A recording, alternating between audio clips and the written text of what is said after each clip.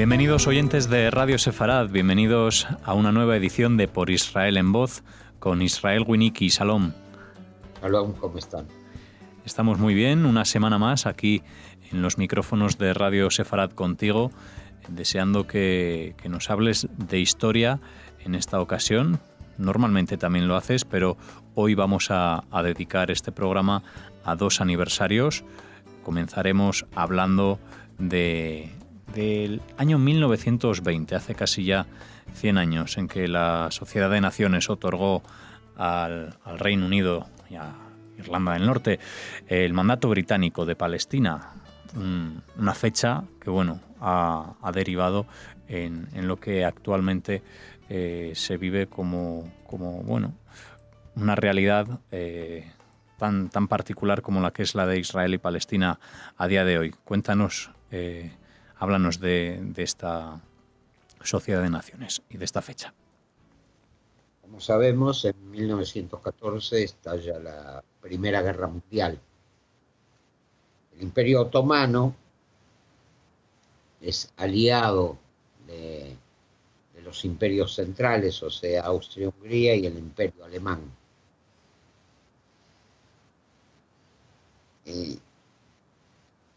Gran Bretaña había puesto el ojo desde hacía mucho tiempo en la zona del Medio Oriente, en especial por las reservas petroleras. Y el hecho de que Turquía, el Imperio Otomano, se aliara con los imperios centrales, contra los estados de la Triple Entente, fue, digamos, cayó como anillo al dedo para Gran Bretaña.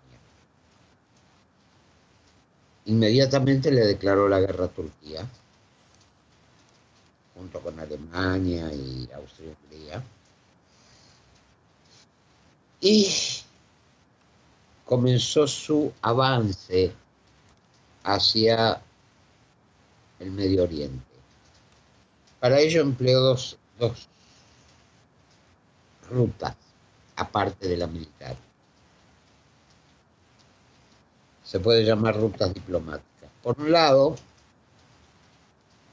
una carta enviada por Lord Balfour en 1917 al barón Rothschild decía que el gobierno de su majestad verá con agrado el establecimiento de un hogar nacional judío en Palestina. Por el otro lado, el famoso agente británico Lawrence, después endiosado en las películas como Lawrence de Arabia, instigaba al emir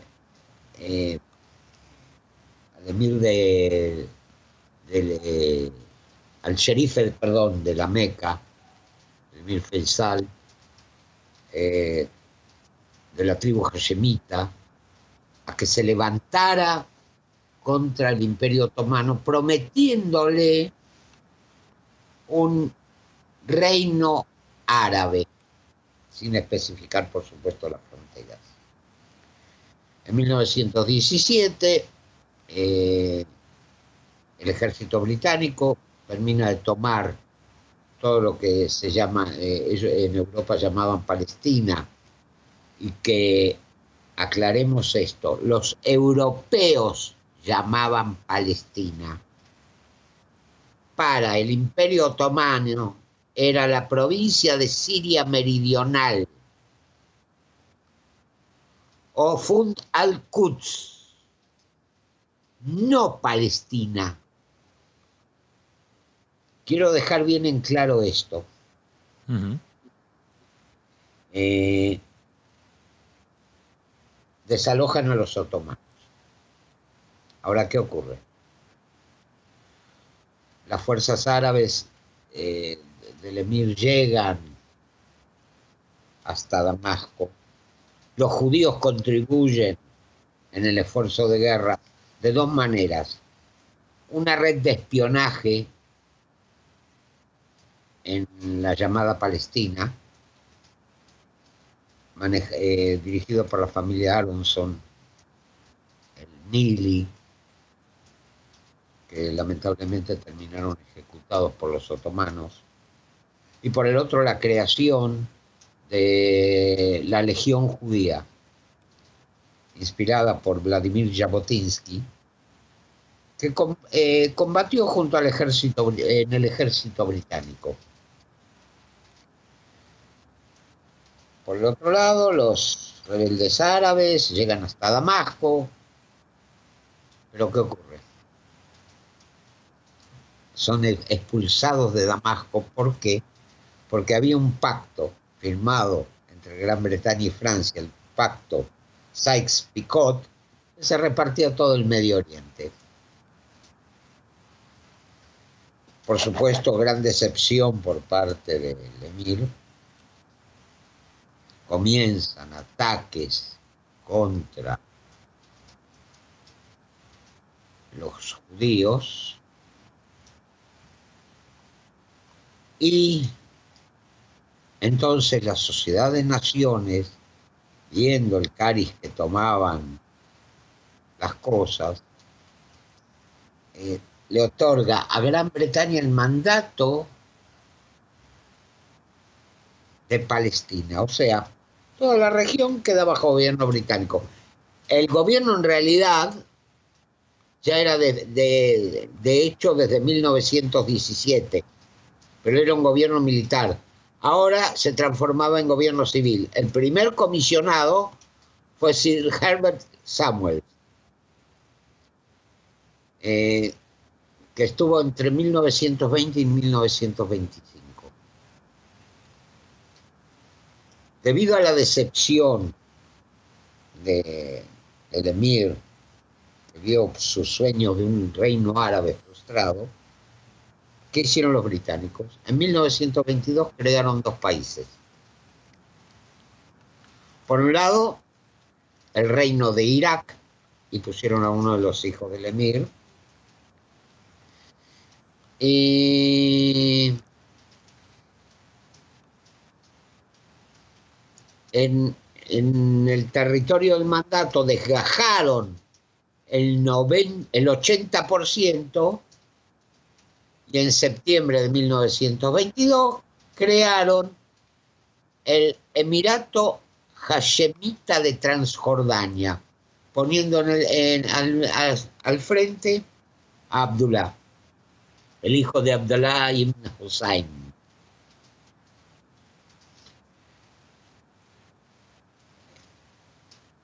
O sea, crearon la actual Jordania, quedando un 20% del territorio bajo mandato británico. Y ahí comenzaron los problemas. Por un lado, los judíos querían que se cumpliera con la declaración Balfour. Por el otro, los árabes se oponían a la inmigración judía, no querían judíos en el lugar. Habían llegado más de 100.000 inmigrantes judíos en la década del 20.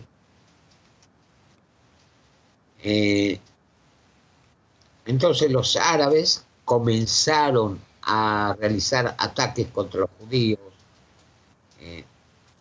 Hay muchos que creen, que dicen, sí, la violencia de los palestinos se debe a la ocupación. Así que en 1920 había ocupación. En 1929, cuando se llevó a cabo la masacre de Hebrón, había ocupación. Y siempre hubo ataques árabes. Gran Bretaña, en vez de reaccionar como debía, tuvo siempre presentes sus propios intereses. ¿Qué hicieron? Empezaron a restringir la inmigración judía. Ya eran los años 30, ya el nazismo estaba en el poder, ya los judíos intentaban escapar de Alemania.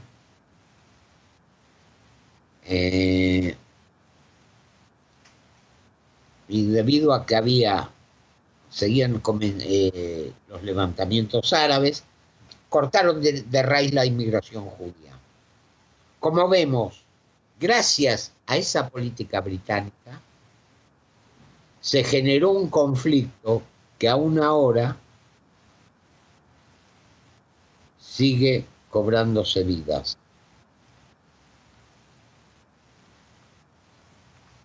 Si los británicos hubieran cumplido con sus promesas en su momento, cuando todavía no habían sido creados los dos estados títeres de Irak y Transjordania, si Gran Bretaña hubiera entregado una parte directamente a los hashemitas y por el otro lado cumplido con su promesa dada a los judíos, otro cantar habría sido la cosa. Porque tanto Abdalá, emir de Transjordania, como otros sectores moderados árabes no estaban en contra de un Estado judío. Pero gracias al doble juego británico, cambiaron de posición y se declararon en contra de un establecimiento judío. Y eso provocó el rechazo de la partición y eso provocó la guerra que todavía ahora estamos sufriendo. Bien, pues este era el primero de los 2 aniversarios de los que Israel nos quería hablar.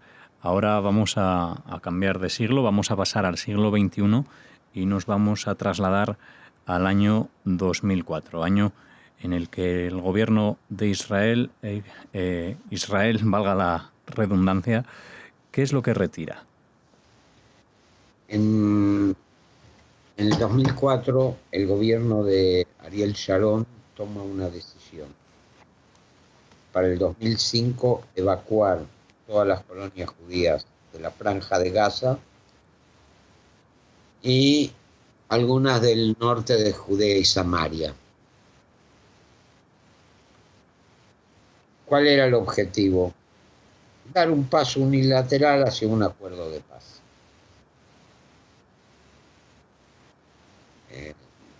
El 2005 fue un año de mucha tensión, hubo mucha oposición a la retirada de Gaza, sobre todo por los mismos habitantes judíos de la franja. Casi